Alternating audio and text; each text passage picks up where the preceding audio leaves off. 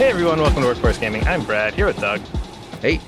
Before we get to Sorry We're Closed, this is our first review that was voted on by our patrons on patreon.com/workforcegaming. Every month, me and Doug pick a couple games from our giant pile of backlog games for people to vote on, for us to do a review of. If you'd like to vote for our next game, a new poll is up right now. So to get back to Sorry We're Closed, Doug played this game, and I'm actually, the only reason I'm aware of this game is because you actually interviewed the developer, I think at PAX last year? Yeah, it was actually one of the producers of the game. Yes, it was one of the representatives for Akapura Games, which is the producers of this game, and it's developed by A La Mode Games, which is this is still their only game. Yeah, so I always find it interesting because you interviewed a few people about a couple of like kind of indies when you were there, and it's always interesting to circle back to like, okay, you had that initial like very early thought, like how does it live up to it? Because I think this was one you were kind of excited about. Yeah, I was actually really excited about this game. I remember like when I was actually approaching the PAX booth, it had a really, really striking character design. It had like one of those like cardboard cutouts of the main character. I was like, that is just a cool looking character. It's this woman with like long blue hair and just an axe that looks like a Soul Calibur sword with like an eyeball on it. I was like, this is just a cool game. And then I was watching people play, and it looked like a mix of Killer 7 and Resident Evil. I was like, no, Killer 7, Resident Evil, and Silent Hill. I was like, okay, these are all things I really like, and seeing them all match together. That's a solid set. Nice. Yeah. So, I mean, that right there tells me that we're doing survival horror. Yes, yeah. So what sets this game apart? Give me like, what's the tone of the, like, what is this game? Yeah, so I mean, the tone of it's like, it's really interesting. It's a very cool game. I think that's like, I think it's like, there's very few games out there I think are like, just like when you start, hey, this is just a cool game. Like Killer 7 to me is a cool game. It's like, it's really stylish. It's got interesting characters telling kind of an interesting story that maybe you haven't seen before. And like a really distinct art style. I think that was like the one thing that really drew me to it. It's like a really awesome character design. And it uses low poly art style, which I love because that's like some of my favorite stuff. The other thing is that it has like a lot of like queer characters in the game, where I think most, if not the entire cast, is queer, but it's this really cool story of angels and demons, and that sort of like non-genderedness like really works. And so like it's like this cool package mechanically of like a survival horror game with this cool art style, telling this interesting story with demons and angels that also like mixes in with like a queer art of the whole thing. So it's just like it's like a really cool game, just like high levels, like cool game. And I really enjoyed playing it. I think so the basic plot of the game is what the very simple version of it is like, what if the Hellraiser demon had a crush on you? And, okay. And like basically what happens is there is a type of Hellraiser demon basically comes to meet you after your breakup and says, if you don't fall in love with me in 3 days, I am going to torture you for all eternity. And then you're basically trying to figure out your way out of that situation. Okay. And it is this really cool. It is just a really cool. I think that's just like an interesting setup for a game. And then just like the plot of the game is exploring all these like essentially abusive relationships that other characters are experiencing, and kind of like culminating with like your character's choices on how they're interacting with those relationships, how they ultimately decide to figure out that relationship with that like demon who is, you know, basically stalking you. Okay, so I'm very intrigued right now because is this game humorous? Is this game serious? Is this game depressing? Like you've kind of hit on like, haha, this kind of like funny setup, but also like this very serious undertone of topics, but also just kind of cool. Like, where does this game fall emotionally? Like, am I going into it? I think I think this is actually one of the games I think one of the things I was actually struggling with game was the tone, because it is kind of funny. You get to interact. So like you are fighting demons like for most of the game. Like that's sort of, you go to sort of like Silent Hill setting ish where you're fighting these sort of like rat looking demons. But like when you're in other parts of the game, like you're talking with the demons, like you're talking with the angels, and you're also talking with the demons that you'd be killing in levels as well. So it has these sort of, like the demons are just like, they're like chit chatting about like murdering humans and that sort of thing. Yeah.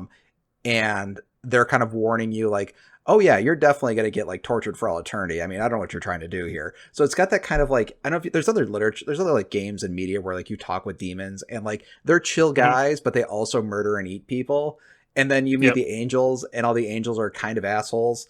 So it's that kind of setting. Okay. Yep.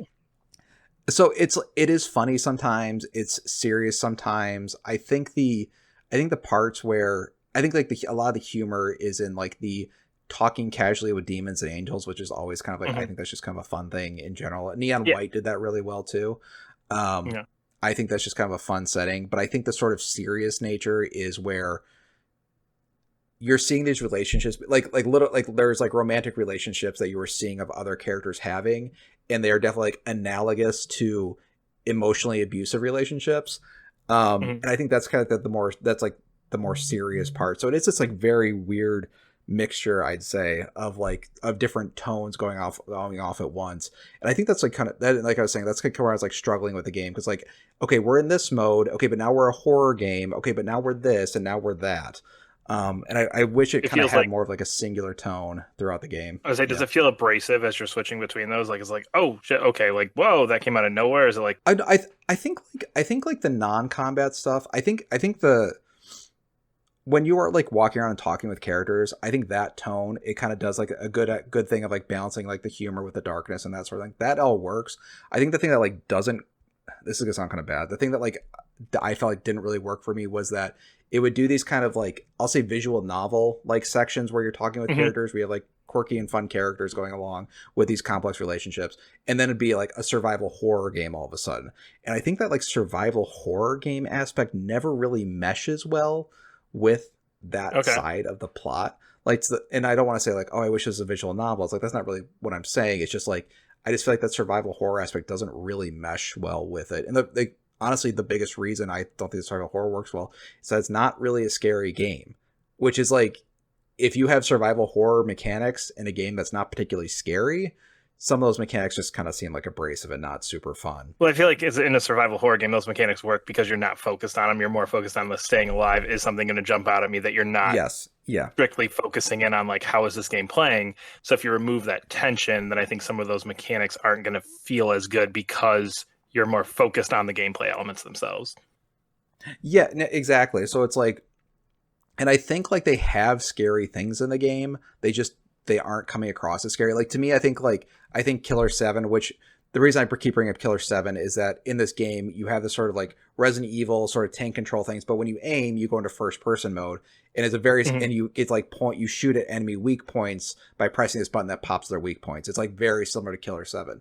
The thing though with Killer 7 though is that Killer 7 is a very scary game. It is very disturbing. It also has a very cool and slick style. So I think that's kind of what they were going for. So it's like you have this like interesting characters talking, and now I'm in a survival horror game that just like isn't quite working, but like I can't wait to get back to like see these characters again. So like I was like, I was really liking these characters. I was really liking the setting. It's just like once you got into the survival horror aspect, that's why I was kind of like, it wasn't quite there. Because I think it's so easy to compare to other games that are like that, like with tank controls and stuff like Resident Evil or Dino Crisis or something like that. And it's like it just isn't quite there yet. It does feel like this game is like almost there. It's like almost there. Like when you do a boss fight, it's like, oh, this boss fight isn't very fun. But boy, if they just like did this one thing, maybe that would make it like a little bit more fun. Those games are always weird because it's like you're so it's so close to being great, but also I kind of hate it for this because I kind of like all I'm thinking about is it could be better. Almost more so than a game that's just kind of bleh the whole way through because you're like, yeah, whatever, this is what it is. Versus something where you're like, oh, but I can see the 10 out of 10 in you right now. Yes, and I felt that the entire time because, like, especially with, like, again, like, the 2D art direction, and this is, like the art direction is, like, incredible. And the characters, like, are interesting, and they're just telling an interesting story. And, like, I think some of the relationship stuff is, like, kind of like, weird and interesting. And, like, there's, like, this one character who is, like, you're trying to help him not be in such a bad relationship with his boyfriend, but then you find out the guy's been like murdering people. It's like, maybe we should be breaking up this relationship. Actually, maybe this relationship is not working out, and your character can kind of decide whether or not to like break up that relationship or not. And it does kind of have like at the end, it has a very clear like, here's the 3 doors that are now available to you depending on what you chose to like get to that ending. So I did like that. I think it's just like a really cool game. I like some of like the angel and demon interactions. I think like I was saying, like they're sort of like analogous to emotionally damaged relationships, but how they show that in the relationship of the demons and angels is just like these like weird messed up rituals that you can see that like and I know there's like one I don't want to spoil, but there's like an angel that has fallen in love with a demon, and how that demon interacts with that angel is like this really messed up, crazy ass way. And you could see that's like a physical manifestation of how somebody would be like emotionally abusive to someone. So it's just like it's just really, really cool. There's just like a lot of like really interesting ideas in the game, and you do care about the characters besides just being metaphors for other things that are just like, oh, just wish it could have like kind of congealed at the end, with all those like interesting ideas floating around. All right. Well, we are Workforce Gaming.